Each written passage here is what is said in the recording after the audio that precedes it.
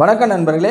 இந்த டாப்பிக்கில் நம்ம என்ன பார்க்க போகிறோம் அப்படின்னா 8ஆம் வகுப்பில் 7-8 இருக்கக்கூடிய ஒரு செய்யுள் பகுதி தான் பார்க்க போகிறோம். ஒன்றே குலம் இந்த பாடலினுடைய ஆசிரியர் திருமூலர் அவர்கள். இவர் நமக்கு டேரெக்டாக சிலபஸில் கவர் ஆகாருங்க. எங்கே கவர் ஆகாரு அப்படின்னா பகுதி ஆ இலக்கியமில் 10வது பகுதியில் சமய முன்னோடிகள் அந்த டாபிக் கீழே திருமூலர் அவர்கள் நமக்கு டேரெக்டாக சிலபஸில் கவர் ஆகார். சரிங்களா? அப்போ இந்த பாடல் ரொம்ப முக்கியத்துவம் வாய்ந்தது. ஸோ இந்த பாடல் என்ன சொல்லியிருப்பாங்க அப்படின்னா, அதாவது நுழைமுள்ள அதை தான் கொடுத்துருப்பாங்க. சரிங்களா? அதை பிறப்பால் எல்லோரும் உயர்வு தாழ்வாக பார்க்கக்கூடாதுங்க. எல்லோரும் சமம், ஒரே இறைவனானவன் ஒருத்தன் தான். சரிங்களா? அப்போ நம்ம எல்லோரும் நம்மளுடைய உடன் பிறந்தார்கள், அவங்ககிட்ட அன்பாக இருக்கணும், அவங்களுடைய துன்பங்களை நம்ம துன்பமாக நினச்சி அவங்களுக்கு உதவி செய்யணும். அதுதான் இறை தொண்டு அப்படின்னு தான் இந்த பாடலை கொடுத்துருப்பாங்க. ஸோ இந்த பாடலை நம்ம பார்க்குறதுக்கு முன்னாடி ஃபஸ்ட்டு திருமூலர் அவர்களுடைய குறிப்புகள் பார்க்கலாம். திருமூலர் 63 நாயன்மார்களுள் ஒருவர். அதாவது நாயன்மார்கள் 63 நபர்கள் இருப்பாங்க. அந்த 63 நாயன்மார்களுள் ஒருவர். சித்தர்கள் 18 நபர்கள் இருப்பாங்க. அந்த 18 நபர்களுள் ஒருவர் திருமூலர். அப்போ 63 நாயன்மார்களுள் ஒருவர், 18 சித்தர்களுள் ஒருவராக இருக்கிறது தான் திருமூலர். திருமூலர் எழுதிய நூல் தான் திருமந்திரம். அந்த திருமந்திரம் அப்படின்ற நூலில் இருந்தால் 2 பாடல்கள் நம்ம கொடுத்துருப்பாங்க. ஸோ அதுதான் நம்ம அடுத்து பார்க்க போகிறோம். சரிங்களா? திருமந்திரத்தில் 3000 பாடல்கள் இருக்குது. அதனால் நம்ம அதை தமிழ் 3000 அப்படின்னு சொல்கிறோம். சரிங்களா? என்னென்னு சொல்கிறோம்? தமிழ் 3000 அப்படின்னு சொல்கிறோம். அப்போது 63 நாயன்மார்களுள் ஒருவர், 18 சித்தர்களுள் ஒருவராக இருக்கிறது தான் திருமூலர். திருமூலர் இயற்றிய திருமந்திரம் அப்படின்ற நூல் 3000 பாடல்கள் இருக்கிறதுனால அதை நம்ம தமிழ் 3000 அப்படின்னு சொல்கிறோம். சரிங்களா? இப்போ இந்த திருமந்திரம் அப்படின்ற நூலை நம்ம 12 திருமுறைகளில் 10வது திருமுறையாக வச்சுருக்கோம். திருமந்திரம் அப்படின்ற நூலை 12 திருமுறைகளில் 10வது திருமுறையாக வச்சுருக்கோம். ஓகேங்களா? இப்போ நம்ம இந்த 12 திருமுறைகள்னால் என்ன அப்படின்றத நான் உங்களுக்கு அடுத்து சொல்கிறேன். சரிங்களா? ஓகே. அப்போது 63 நாயன்மார்களுள் ஒருவர், 18 சித்தர்களுள் ஒருவராக இருக்கிறதா திருமூலர். அவர் இயற்றிய நூல் தான் திருமந்திரம். அந்த திருமந்திரத்திலிருந்து 2 பாடல்கள் கொடுத்துருக்காங்க. ஸோ அந்த திருமந்திரத்தில் 3000 பாடல்கள் இருக்குது. அதனால் இதை நம்ம தமிழ் 3000 அப்படின்னு சொல்கிறோம். 12 திருமுறைகளில் 10வது திருமுறையாக இருக்குது. ஓகேவா? அப்போது இந்த 12 திருமுறைகள்னால் என்ன அப்படின்னா, அதாவது 12 திருமுறைகள் அப்படின்றது சிவனடியாரை போற்றி பாடப்பட்ட பாடல்களில் தான் நம்ம 12 திருமுறைகள் அப்படின்னு சொல்கிறோம். சரிங்களா? ஓகே. இப்போ இந்த 12 திருமுறைகளில் முதல் 3 திருமுறைகள் யார் பாடியிருப்பாங்க அப்படின்னா திருஞான சம்பந்தர் பாடியிருப்பார். 4, 5, 6 இந்த திருமுறைகளில் யார் பாடியிருப்பாங்க அப்படின்னா திருநாவுக்கரசர் என்று சொல்லக்கூடிய அப்பர் அவர்கள் பாடியிருப்பாங்க. 7வது திருமுறையை சுந்தரர் அவர்கள் பாடியிருப்பாங்க. அதை நம்ம ஆல்ரெடி பாட புத்தகத்தில் பார்த்துட்ருப்போம், லாஸ்ட் இயரில் பார்த்துருப்போம். சரிங்களா? அப்போ முதல் 3 திருமுறைகள் திருஞான சம்பந்தர், 4, 5, 6 திருமுறைகள் திருநாவுக்கரசர் என்று சொல்லக்கூடிய அப்பர், 7வது திருமுறை சுந்தரர், 8வது திருமுறை மாணிக்கவாசகர் பாடியிருப்பார். 8வது திருமுறை மாணிக்கவாசகர் பாடியிருப்பார். 9வது திருமுறையை அது 9 புலவர்கள் பாடியிருப்பாங்க. சரிங்களா? 10வது திருமுறை பாடுந்தான் திருமூலர் அவர்களுடைய திருமந்திரம். 10வது திருமுறையாக இருக்கிறது தான் திருமூலர் அவர்களுடைய திருமந்திரம். 11வது திருமுறை 11 புலவர்கள் பாடியிருப்பாங்க.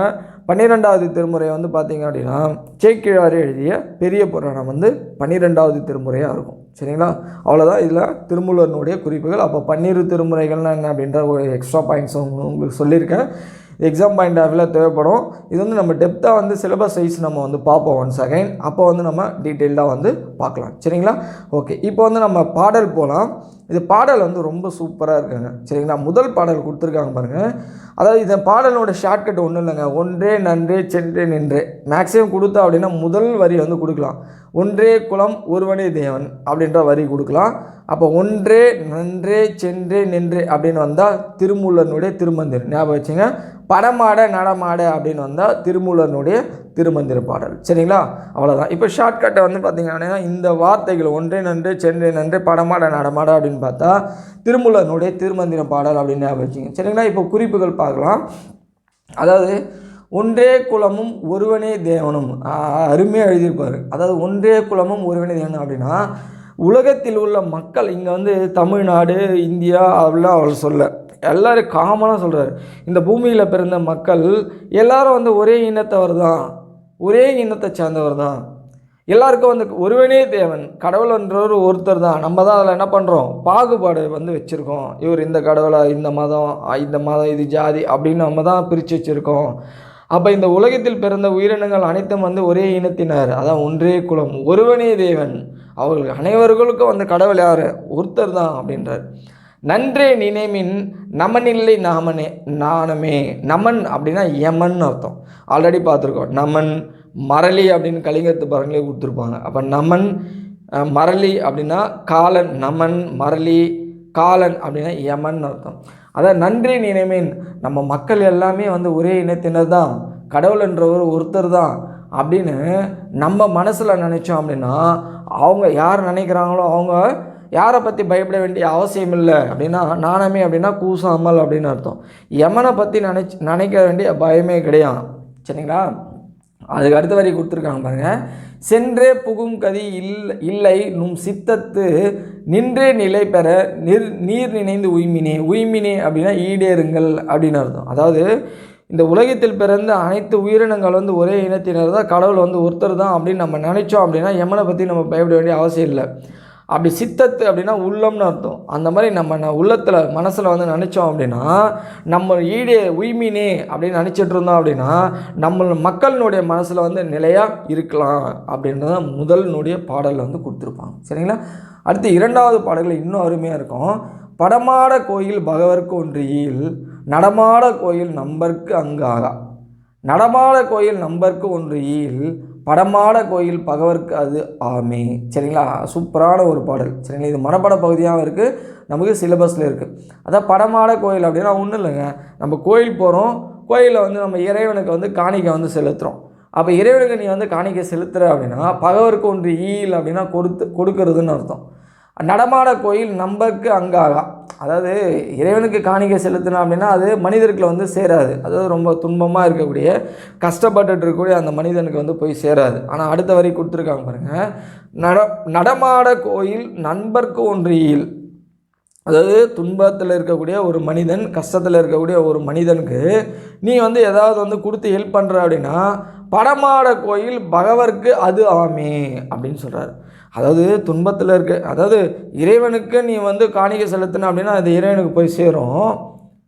ஆனால் துன்பத்தில் நடமாட கோயில் நம்பர்னா அடியார் அப்படின்னு அர்த்தம். அப்போ நார்மலாக இருக்கக்கூடிய ஒரு மனிதன், துன்பமாக நிலையில் இருக்கக்கூடிய ஒரு மனிதனுக்கு நீ வந்து உதவி செய்து அப்படின்னா அது வந்து அந்த உதவி வந்து இறைவனுக்கே போய் சேருமா. அதை தான் கொடுத்துருக்காங்க.